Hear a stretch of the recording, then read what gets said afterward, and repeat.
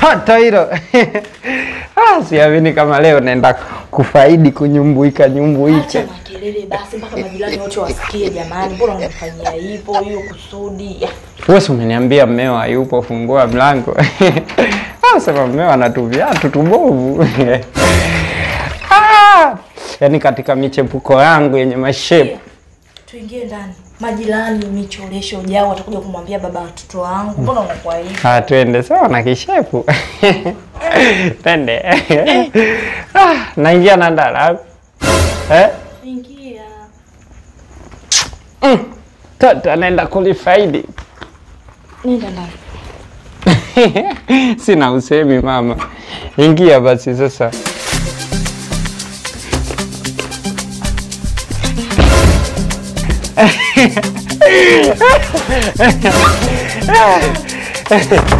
Umesikia? Yaani mimi hapa hamna kulemba, sogea huko. Waka mimi si ndege wako lakini. Wewe sikiliza, wanawake nyamuelekagi nye vigeugeu, ukipata fursa usilembe, usicheze. Sikia sasa. Nikuonyeshe kwanza. Nataka nikuonyeshe miunofeni. Nyuka hivi. Nitoe nguo lakini. Sasa unatoa nguo kwani unauza nguo?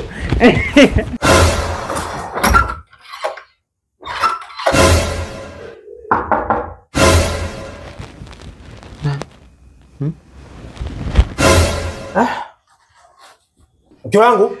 Itakuwa mtu wa maji. Mtu wa maji wapi? Mimi nakwambia ndo maana roho yangu ilikuwa inagoma.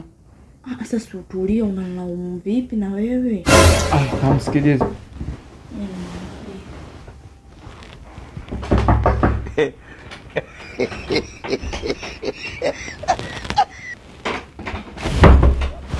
Mke wangu?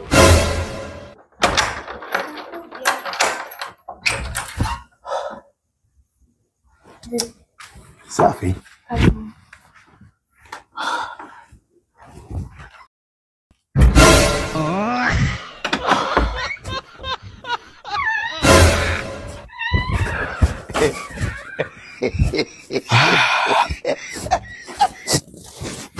Allah! Allah! Allah!